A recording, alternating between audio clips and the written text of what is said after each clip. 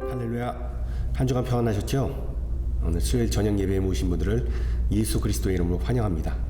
우리 다 같이 마음을 모아서 8월 31일 수요일 저녁 예배를 성부, 성자, 성령의 이름으로 드립니다. 우리 다 같이 사도신경 합니다. 나는 전능하신 아버지 하나님 천지의 창조주를 믿습니다. 나는 그의 유일하신 아들 우리 주 예수 그리스도를 믿습니다. 그는 성령으로 잉태되어 동정녀 마리아에게서 나시고 본디오 빌라도에게 고난을 받아 십자가에 못 박혀 죽으시고 장사된 지 사흘 만에 죽은 자 가운데서 다시 살아나셨으며 하늘에 오르셔 전능하신 아버지 하나님 우편에 앉아 계시다가 거기로부터 살아있는 자와 죽은 자를 심판하러 오십니다. 나는 성령을 믿으며 거룩한 공교회와 성도의 교제와 죄를 용서받는 것과 몸의 부활과 영생을 믿습니다. 아멘. 우리 함께 찬송가 부릅니다. 453장입니다. 예전 찬송가는 506장 예수 더 알기 원하네. 453장 함께 찬양합니다. 예수 더 알기 원하네. 크고도 넓은 은혜와 대속해 주신 사랑을 간절히 알기 원하네. 내 평생의 소원, 내 평생의 소원, 대속해 주신 사랑을 간절히 알기 원하네. 성령이 스승 되셔서 진리를 가르치시고 거룩한 뜻을 깨달아 예수를 알게 하소서. 내 평생의 소원, 내 평생의 소원, 대속해 주신 사랑을 간절히 알기 원하네. 성령의 감화 받아서 하나님 말씀 배우니 그 말씀 한 절 한 절이 내 발의 교훈되도다. 내 평생의 소원, 내 평생의 소원, 대속해 주신 사랑을 간절히 알기 원하네. 예수가 계신 보좌는 영광에 둘려 있도다. 평화의 왕이 오시니 그 나라 왕성하도다. 내 평생의 소원, 내 평생의 소원, 대속해 주신 사랑을 간절히 알기 원하네. 아멘. 하나님께서 오늘 우리에게 주신 말씀 갈라디아 1장 11절에서 24절입니다. 갈라디아서 1장 11절에서 24절, 제가 가진 성경으로 신약 302페이지입니다.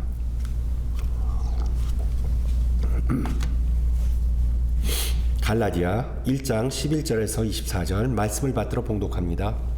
형제들아, 내가 너희에게 알게 하노니 내가 전한 복음은 사람의 뜻을 따라 된 것이 아니니라.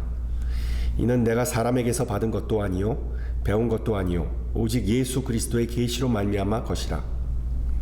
내가 이전에 유대교에 있을 때 행한 일을 너희가 들었거니와 하나님의 교회를 심히 박해하여 멸하고 내가 내 동족 중 여러 영갑자보다 유대교를 지나치게 믿어 내 조상의 전통에 대하여 더욱 열심히 있었으나 그러나 내 어머니의 태로부터 나를 택정하시고 그의 은혜로 나를 부르시니가 그의 아들을 이방에 전하기 위하여 그를 내 속에 나타내시기를 기뻐하셨을 때 내가 곧 혈육과 의논하지 아니하고 또 나보다 먼저 사도된 자들을 만나려고 예루살렘으로 가지 아니하고 아라비아로 갔다가 다시 다메섹으로 돌아갔노라.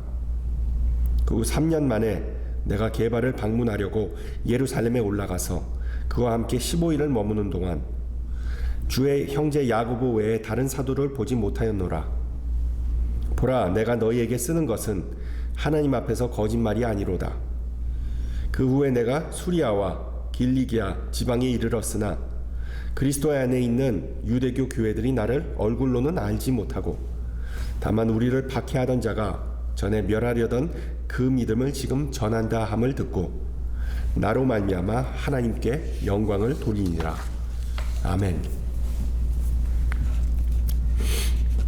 미국의 어느 기독교 신문사가 조사한 바에 의하면 미국 가정의 93%가 적어도 성경책 한 권을 집에 소유하고 있다고 합니다. 바꿔 말하면 무신론자들도 집에 성경을 가지고 있다는 의미인데 참 신기한 수치이죠. 게다가 성인 중 20%, 성인 중 5명 중에 1명은 성경을 하루에 한 번씩은 읽는다고 합니다. 이들이 성경을 읽는 이유에 대해 가장 많이 나온 대답은 하나님과 더 친밀한 관계를 유지할 수 있어서였습니다. 그러니까 경건의 생활을 위해서 하나님과의 더 친밀한 관계를 유지할 수 있다가 넘버원 앤서였습니다. 그 뒤를 잇는 대답들은 마음의 평화를 준다, 샬롬, 인생의 의미를 알게 해준다, the meaning of life, 그리고 사회의 불의에 대해 맞설 수 있는 그런 능력을 준다였습니다. 여러분 보다시피 오늘날의 그리스도인 중에 상당수는 인생의 의미를 찾기 위해, 그러니까 의미 있는 삶을 살기 위해 성경을 읽는다고 하는데, 고대 시대에 살았던 사람들은 과연 어땠을까요? 고대 근동 지방의 문헌을 연구하는 학자들이 이 수많은 자료를 종합해서 옛날 사람들에게 가장 중요한 삶의 우선순위를 뽑아봤답니다. 고대 근동 지방 사람들이 최우선으로 꼽는 것은 바로 security, 즉 안보, 즉 평화를 최우선 가치로 꼽았답니다. 여러분 지금 우크라이나 분쟁을 보면 충분히 이해할 만한 대목이죠. 삶이 위협을 받으면 인생의 의미가 과연 무슨 소용이 있겠습니까? 그 다음으로 영토, 땅, 즉 먹고 살 공간, 그리고 힘, 군사력, 평화를 지키기 위한 군사력, 그리고 식량과 자원, 그리고 장수하는 것, a long life, 그리고 부와 물질, 그리고 가정, family, 그리고 정의, justice, 그리고 지혜, wisdom, 그리고 인생의 즐거움, 즉 오락과 휴양인과 같은 것을 이스라엘을 포함한 고대 근동 지역 사람들이 중요하게 생각했다고 합니다.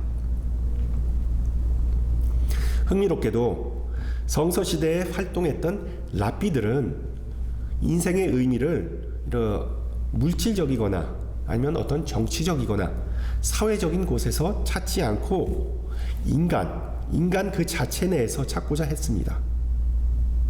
특히 이 랍비들의 오경 해석, 그러니까 오경 해석과 예화를 모아놓은 탈무드를 보면 인간 창조에 얽힌 재미있는 우화가 등장하는데 잠깐 소개해 드리고자 합니다.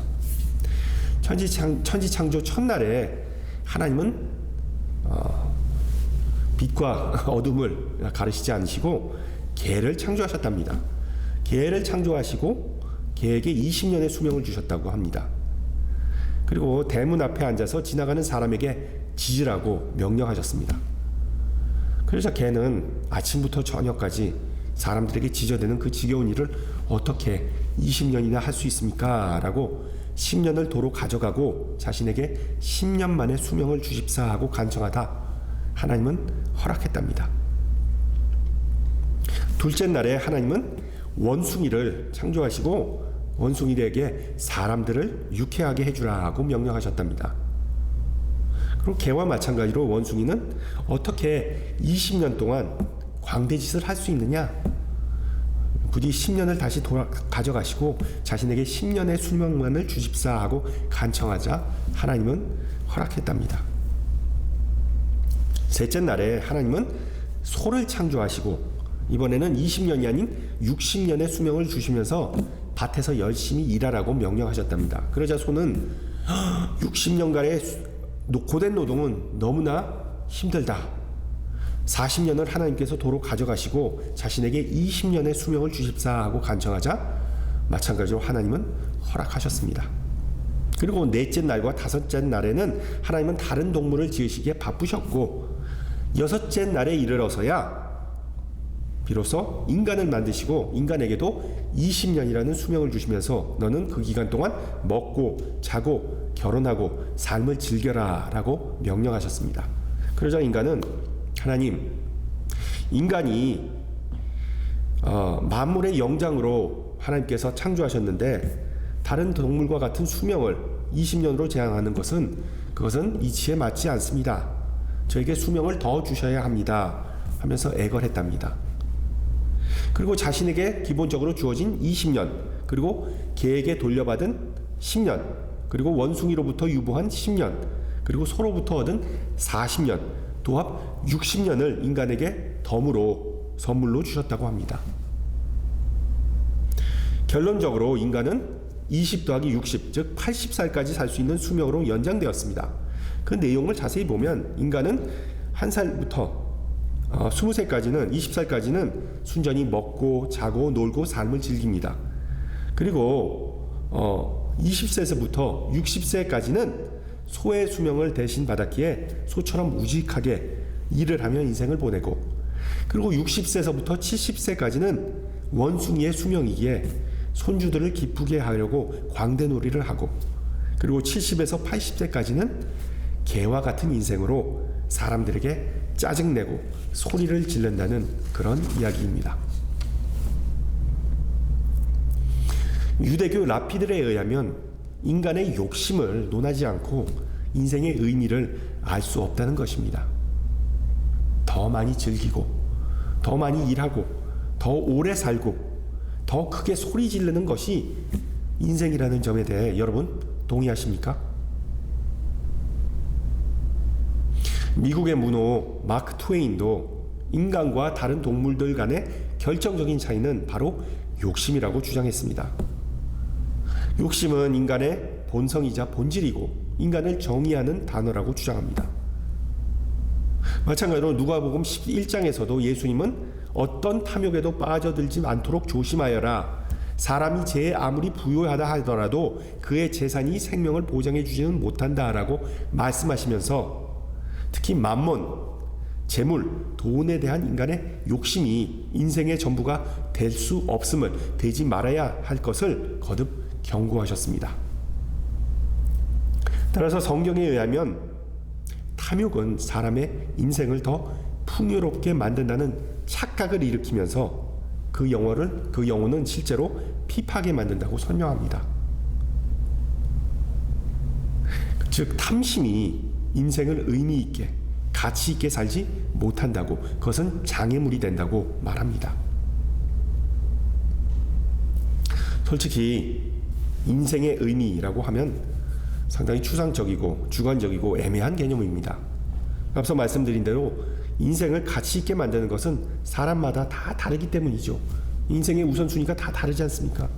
어떤 이에게는 건강, 또 어떤 이에게는 돈, 또 어떤 이에게는 가족, 또 어떤 이에게는 마음의 평화 등등. 사람이 살면서 추구하는 바와 그 가치관이 다 다릅니다. 그럼에도 불구하고 우리가 주목해야 할 부분은 인생의 의미라는 표현에 있어 여기서 말하는 그 의미는 보통 복수가 아닌 단수로 사용된다는 점입니다. 인생의 의미들이라는 표현 거의 못 들어보셨죠? 그만큼 시대와 상황을 막론하고 인생을 정의하는 단 하나의 키워드, 변하지 않는 단 하나의 진리를 우리 인간은 발견하고자 애쓰면서 살아가는 것입니다. 사도 바울에게 있어 인생의 의미는 단 한 가지, 정확하게 말하면 단 한 사람을 의미했습니다. 인간의 탐심에 정반대되는 사랑과 인자함과 용서의 화신인 바로 예수 그리스도였습니다. 왜 바울의 인생은 오직 그리스도가 중심이 되었는지를 우리가 살펴보기에 앞서 먼저 바울의 수사학, 그의 대화의 기술에 대해 잠깐 짚고 넘어가고자 합니다. 바울의 수사학 또는 바울의 화법은 초대 그리스도인과 현대 그리스도인들에게 상당히 강렬한 인상을 남겼지만 동시에 그의 서신이 어렵게 느껴지게 하는 요인이기도 합니다. 그 문학적 기법을 우리가 잘 알지 못하면 바울이 무엇을 얘기하고자 하는지, 그리고 그 요점을 잘 헤아리기 어려울 때가 많습니다. 오늘 읽은 갈라디아서는 바울의 사역 초기에 쓰인 서신 중에 하나입니다. 그리고 바울은 그 서신을 통해 인생은 충분히 살만한 가치가 있음을 역설하고 있습니다. 우선 갈라디아는 어떤 특정한 도시가 아니라 지금의 터키 북쪽에 있는 지역이었습니다. 따라서 갈라디아서는 어떤 특정한 교회가 아니라 갈라디아 지역에 분산돼 있던 여러 교회, 여러 가정 교회에 보내진 것이라 그 대상이 정확히 누구였는지에 대해 아직도 학자들 간의 견해가 분분합니다. 정황상 바울과 그의 동역자들은 갈라디아 지역에서 이미 전도 활동을 벌였고 씨를 심었고 그 결과로 많은 이방인이 예수를 영접하고 그리스도인이 되었습니다. 그리고 오늘 본문에서 바울은 자신의 자서전의 짤막한 맛보기를 제공해 주죠. 그가 왜 갑자기 인생 얘기를 하는가 하면 7절에 나오듯이 갈라디아 교인들이 바울 그 자신이 전해준 복음이 아니라 다른 이들, 아마도 율법을 지켜야 한다고 주장했던 유대화주의자들이 전해준 복음에 유혹받았기 때문이었습니다. 여기서 말하는 유대화주의자 또는 거짓 교사들은 유대교인들이 아니었습니다. 초대 그리스도인들이었지만 유대교 절기와 제사 그리고 할례를 강조했던 사람이었습니다. 1장 7절을 보면 바울은 그 사람들이 너희를 교란하게 한다, 즉 헷갈리게 한다라고 비판하면서 그들은 저주받을 것이라기에 아예 상종하지 말라고 촉구합니다. 8절과 9절에 저주받는다라는 표현이 거듭해서 나오는데 헬라어로는 아나테마입니다. 아나테마가 뭔가 하면 중세시대의 로마 캐톨릭 교회가 강력한 무기로 사용했던 바로 파문, excommunication과 같은 단어입니다. 그리고 이 저주받아야 마땅할, 파문받아야 마땅할 거짓 교사들의 죄목은 바로 복음을 변질시킨다는 것이었습니다.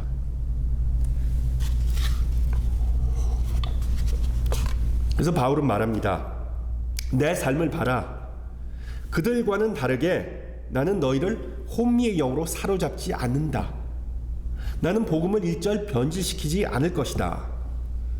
그리고 11절에서 독특한 표현이 등장하는데 바로 내가 너희에게 알게 하오니, 영어로는 I want you to know 라는 표현입니다. 앞서 말씀드렸듯이 청중을 설득하는 기술을 우리는 수사학이라고 하는데 그것도 학문이죠. 고대 헬라 수사학에서 내가 너희가 알기를 원한다라는 표현을 에토스 기법이라고 부릅니다. 에토스 기법. 좀 기술적인 용어인데 에토스 하면 보통 사회적 풍습, 전통 또는 개인적 특징 또는 성격인데 오늘 본문에서는 이 후자에 해당합니다. 이 에토스가 뭔가 하면 예를 들어 만약에 중고차를 구매하고자 할 때 안면이 없는 딜러나 아니면 모르는 셀러에게 구매하기보다 안면이 있는, 내가 잘 알고 있는, 믿을 수 있는 친족이나 친구에게 구매하는 것이 바로 에토스입니다. 물론 요즘은 아는 사람들끼리 중고 거래했다가 피해보는 경우도 많지만요. 그럼 무슨 뜻인가요? 상대방의 인격과 성품을 보고 그 성품을 알고 거래를 한다는 것입니다.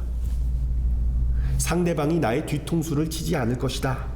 상대방은 내가 잘 알고 신뢰하는 사람이다. 이런 에토스는 비단 비즈니스뿐만 아니라 정치, 교육, 문화, 직업과 같은 사회 전반적인 분야에서 성공하기 위해 필수적인 요소이죠. 다른 사람들이 나의 인격과 기질을 믿어야만 대인관계가 성립되기 때문입니다. 따라서 바울은 이 에토스 기법으로 갈라디아 교인들에게 전달하고 있습니다. 요즘도 우리가 아무에게나 인생 얘기하지 않죠. 자기 자신을 뽐내고 교만한 것으로 얼핏 비칠 수 있기 때문입니다. 그러나 내가 아는 사람에게 내 삶의 이야기를 털어놓는 것은 일종의 신뢰의 징표이자 보증서 역할을 합니다. 내가 바로 그 사람이다. 너희는 나를 신뢰하고 내가 전해준 복음 또한 신뢰할 수 있다. 저 교사들은 너희를 오직 혼동시키고 패망의 길로 인도한다. 그 사람들과는 아예 상종하지 말아라 이게 바로 바울의 요점입니다.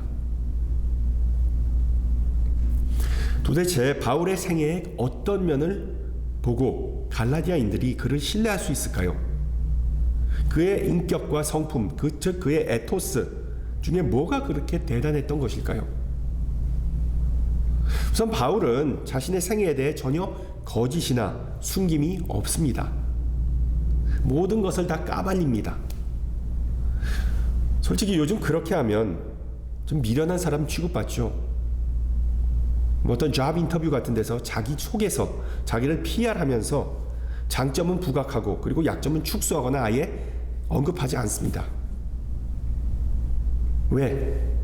면접관들은 과거가 깨끗한 사람, 명성이 있는 사람을 선호하기 때문입니다. 13절에서 바울은 자신의 살벌하고 끔찍했던 과거를 다 폭로합니다. 초대 그리스도인들을 잡아 죽이고 그러나 나중에 회심하고 그 이후에 어떻게 사역에 헌신하게 되었는지를 생생하게 묘사합니다. 그리고 자신의 생애에 대한 묘사를 마무리 지으면서 이 에토스 기법, 즉 알다라는 동사를 22절에서 다시 한번 사용합니다. 그리스도 안에 있는 유대의 교회들이 나를 얼굴로는 알지 못하였다. 그래서 바울의 이 자서전적인 이 갈라디아서에 나오는 이 내용을 어떤 성서 주석가는 반전의 자서전이라고 불렀습니다. 즉 핍박자가 선포자로 변신한 사건이었기 때문이죠. 요약하면 바울은 자신의 생애를 뒤돌아보면서 참 의미 있고 가치 있는 삶이었다라는 메시지를 갈라디아 교인들에게 전해줍니다. 물론 바울의 목적은 자기의 삶의 이야기를 늘어놓는 것이 아니었지만 갈라디아 교인들을 설득하기 위해 자신의 파란만장한 삶을 논하지 않을 수가 없었던 것이죠. 다메섹 도상에서 그리스도를 만났던 사건을 빼놓고 인생의 의미와 목적을 논할 수 없었기 때문입니다. 그래서 바울에게 있어 지금 사는 삶을 보람된 삶이라고 자랑할 수 있었던 이유는 그 과거의 행보보다 그를 기다리고 있는 미래의 삶, 즉 천국에서의 삶이 훨씬 더 가치 있는 것을 그는 알고 있었기 때문입니다. 따라서 바울은 자신의 현재의 삶, 지금 처한 상황이 이보다 더 나을 수 없다고 하나님께 찬양하죠. 그래서 그는 빌립보서에서 우리가 잘 아는 구절, 이는 내게 사는 것이 그리스도이니 죽는 것도 유익함이라 라고 선포합니다. 이러한 선언은 자신의 인생 목적과 의미에 대해 확신하지 못한 사람이 할 수 있었던 말은 결코 아니었습니다. 헐리우드의 거장 스티븐 스필버그의 감독이 만든 라이언 일병 구하기라는 전쟁 영화의 그 마지막 장면이 개인적으로 참 인상 깊었습니다. 그 나치군 전방 너머 어딘가에 있는 그 라이언 일병을 구하러 가라는 명령을 받은 이 밀러 대위는 그 친구가 정말 그럴 가치가 있으면 좋겠어. 전쟁이 끝나고 고향에 돌아가서 인류를 구할 신약을 개발하거나 수명이 긴 전구를 개발해야 할 거야 라고 투덜거립니다. 그리고 라이언을 구출하는 과정에서 그는 결국 목숨을 잃고 맙니다. 그리고 수십 년이 지난 후에 라이언 일병이 밀러 대위의 무덤에 가서 자신의 아내에게 자신이 과연 보람된 삶을 살았는지를 묻습니다.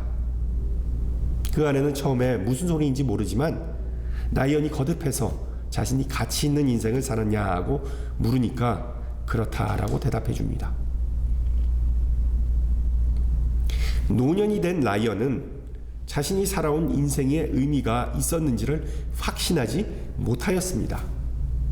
특히 자신을 살리기 위해 누군가 목숨을 희생했다는 그 부담감, 그 무게감을 일평생 느끼면서 살았던 것입니다.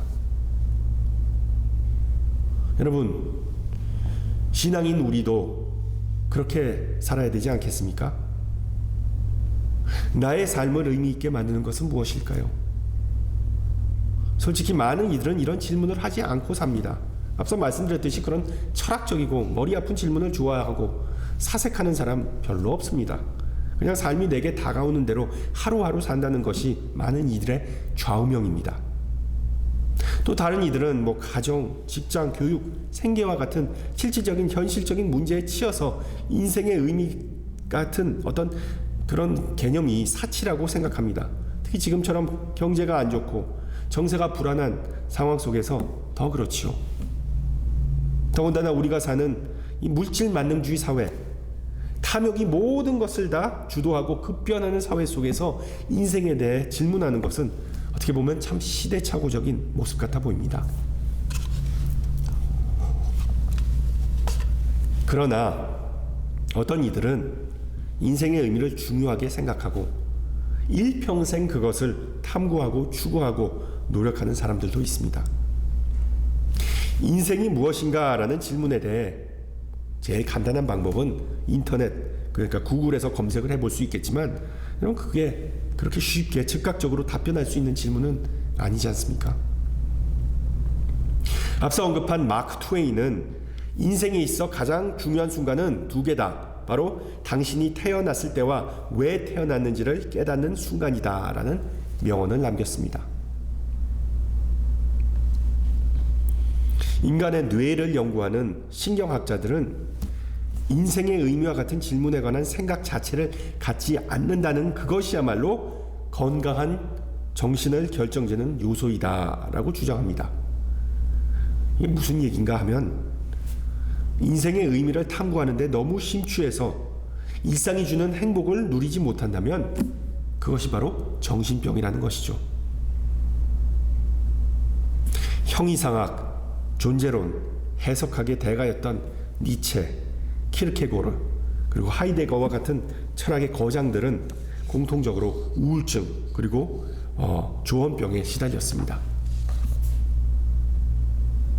물론 극도로 사색하는 것도 문제겠지만 먹고 살기 힘들다고, 바쁘다고, 아예 생각하기 싫어하는 것, TV 드라마나 오락 프로그램을 보면서 현실 도피하는 것 또한 문제 아니겠습니까? 적어도 우리 그리스도인은 왜 우리가 이 땅에 태어나고 우리의 삶은 어떤 의미가 있는지에 대해 꾸준히 묵상할 필요가 있습니다. 그 부분에 대해 릭 워렌의 베스트셀러 목적이 이끄는 삶은 힌트를 제공해 주죠. 인간은 피조물이기 때문에 그 스스로 삶의 의미와 목적에 대해 알 수 없다고 릭 워렌은 주장합니다. 오직 그를 창조한 하나님에게서 그 실마리를 찾을 수 있다고 주장하면서 말씀을 통하여 주어진 계시의 중요성을 지적합니다.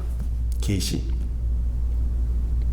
바울도 오늘 본문에서 계시라는 단어를 언급하죠. 갈라디아서뿐만 아니라 다른 서신에서도 바울은 예수님을 영접하고 인생의 의미를 찾고 복음을 전하는 것에 자신의 삶을 헌신하였다고 기록하죠. 여러분 12절을 보세요. 이는 내가 사람에게서 받은 것도 아니요 배운 것도 아니요 오직 예수 그리스도의 계시로 말미암은 것이라. 그렇습니다. 인생의 의미는 어떤 사색이나 경험이나 통찰과 같은 것을 통해서가 아니라 계시, 즉 하나님께서 알게 해주심을 통해 가능해집니다.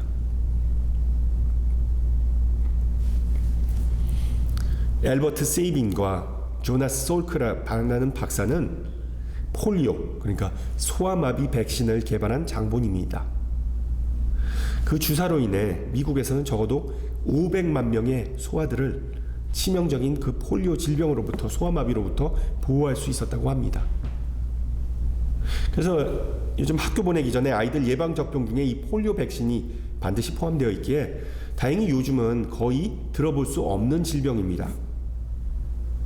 그런데 이 세이빈과 솔크 박사의 업적이 더 대단했던 이유는 이 백신에 관한 특허권을 개방해버렸다는 것입니다. 그들은 떼돈을 벌 수 있었지만 인류를 위해 반드시 필요한 약이라고 생각하고 그것을 자유롭게 풀어버렸습니다. 그들은 우리의 가장 큰 만족감은 인류가 겪는 불행을 줄이는데 조금이나마 이바지했다는 것이다. 이와 같이 매 사람이 자기 몫을 한다면 이 세상은 더 나아질 것이라 라고 말했습니다. 보다시피 그 두 연구자는 모든 욕심을 다 내려놓았기에 그들의 생애는 실제로 의미 있었고 아름다웠습니다. 요즘 코로나 백신 특허권을 놓고 제약회사들이 벌이는 흙탕물 싸움, 법정 공방의 모습과는 정말 대조되는 그런 삶이었습니다. 바울은 자신의 생에 대해 그리스도를 만난 후에 전개된 내 인생은 나의 인격과 더불어 내가 선포한 복음의 진실성에 대한 증거이다 라고 말합니다. 요약하면 그리스도가 나의 삶의 목적을 보여주셨다. 고린도 후서 11장을 보면 바울이 회심한 후에 그리스도를 영접한 후에 그의 생애는 더 험난해졌음을 우리가 알 수 있습니다. 그러나 예수님을 섬김으로 그가 얻게 된 삶의 확신, 삶의 의미는 그 모든 고난과 역경을 견딜 수 있게 해줬습니다. 그리고 이것은 우리에게도 마찬가지입니다. 인생이 꼬이거나 바닥을 칠 때, 삶의 의미를 더는 발견할 수 없을 때, 우리를 둘러싸는 어둠이 너무나 깜깜해서 더는 발버둥 칠 이유가 없다고 생각할 때 우리가 꼭 붙잡아야 할 사실이 바로 이것입니다. 하나님은 우리가 가는 길을 알고 계십니다. 욥의 고백처럼 하나님은 우리의 인생의 의미를 알고 계신 분입니다. 따라서 우리는 그 사실만을 믿고 의지해야 합니다. 그 사실이 눈에 보이든 말든 마음에 와닿든 말든 그 사실은 변함없습니다. 그리고 그 사실만을 붙잡고 기다리는 것이 믿음의 본질입니다. 인생의 걱정과 고민에 대해 예수님께서 산상수훈에서 이와 같이 말씀하셨죠. 너희는 먼저 그의 나라와 그의 의를 구하라. 그리하면 이 모든 것을 너희에게 더하시리라. 할렐루야. 따라서 오늘의 화두, 인생의 의미에 대한 신앙인의 바람직한 자세는 삶의 의미를 찾는 데 매진하거나 집착하지 말고 하나님의 나라, 예수님께서 말씀하셨듯이 하나님의 나라, 하나님의 뜻이 이 땅에 이루어지는데 우리가 초점을 맞추는 것입니다. 그리고 그것에 참여하는 것입니다. 즉 하나님과 이웃을 사랑하고 예수님을 따르고 섬기고 닮아가는 것이 바로 그것이죠. 그렇게 할 때 비록 그것이 우리 마음에 뚜렷하게 와닿지 않을지라도, 삶의 의미가 더 정확하게 머릿속에 각인되지 않더라도 우리 개개인 모두는 의미 있는 삶, 귀하고 복된 삶을 살 수 있게 되는 것입니다. 인생의 희로애락을 겪으면서 인생의 먼지, 인생이 고달프다라고 체념할 수 있지만 여러분 기억하세요. 모든 인생은 그 나름의 의미가 있고 그 의미는 바로 우리 창조주 하나님, 그리고 아버지의 뜻에 따라 죽기까지 복종한 예수님 속에서 발견됩니다. 사랑하는 성도 여러분, 예수님처럼 신실하신 아버지 하나님을 믿고 의지하고 인생의 매 순간을 귀한 선물처럼 살아가시는 주님의 복된 성도 되기를 축원합니다. 함께 기도합니다. 거룩하신 주님, 오늘 저녁 바울의 생애를 통하여 인생의 의미를 돌아보게 해주심을 감사합니다. 바울의 수치스러운 과거와 엇갈린 열정에도 불구하고 주님은 그를 포기하시지 않고 다메섹 도상에 오셔서 그를 만나고 그의 눈을 멀게 함으로 자신의 연약함과 추한 모습을 볼 수 있게 해주셨음을 배웠습니다. 또한 그를 성령으로 충만케 하셔 참된 자아를 보게 하시고 주님의 한없는 사랑을 깨닫게 하심으로 하나님께 영광 돌리고 덕을 세우는 삶을 살게 하셨습니다. 사랑이 많으신 주님, 바울과 같이 이 시간 예배하는 우리 마음에 찾아오시기를 기도합니다. 바울과 같이 우리를 애워싸고 있는 어두움을 치유의 빛으로 비추기를 기도합니다. 오직 주님의 손안에 있을 때 공허한 마음을 달래기 위하여 정신없이 바쁘게 사는 우리의 고달픈 삶의 모습을 볼 수 있음을 고백합니다. 모든 것을 내려놓고 예수님을 따르고 예수님을 알고 예수님처럼 살게 하옵소서. 사랑의 주님, 이 시간 주님의 은혜를 목말라 하는 모든 이를 위해 기도합니다. 그들 모두를 품어주시고 우리를 작은 도구로 삼으사 그들의 고난에 동참하고 무거운 짐을 가볍게 하는 도움의 손길을 베풀게 하옵소서. 또한 코로나로 인하여 투병하고 고독한 가운데 있는 이들을 방문하시고 노안이나 지병으로 고통받는 교우들을 어루만져 주시고 그들에게 새 힘을 주시옵소서. 또한 주님의 사랑과 은혜가 전쟁과 수마와 각종 억압과 불의로 인하여 고통받는 이 세상 모든 이에게 임하사 살아계신 하나님의 능력과 역사가 드러나게 하옵소서. 함께 주님 가르쳐 주신 기도합니다. 하늘에 계신 우리 아버지, 아버지의 이름을 거룩하게 하시며 아버지의 나라가 오게 하시며 아버지의 뜻이 하늘에서와 같이 땅에서 이루어지게 하소서. 오늘 우리에게 일용할 양식을 주시고 우리가 우리에게 잘못한 사람을 용서하여 준 것 같이 우리 죄를 용서하여 주시고 우리를 시험에 빠지지 않게 하시고 악에서 구하소서. 나라와 권능과 영광이 영원히 아버지의 것입니다. 아멘. 네, 예배를 마쳤습니다. 8월이 다 지나가고 이제 9월이네요. 그리고 또한 가을을 알리는 레이버데이 위켄드가 이번 주인데 혹시 아웃 오브 타운 하시고 여행 계획 있으신 분들은 운전 조심하세요. 저는 다음 주 이 시간에 뵙도록 하겠습니다. 샬롬.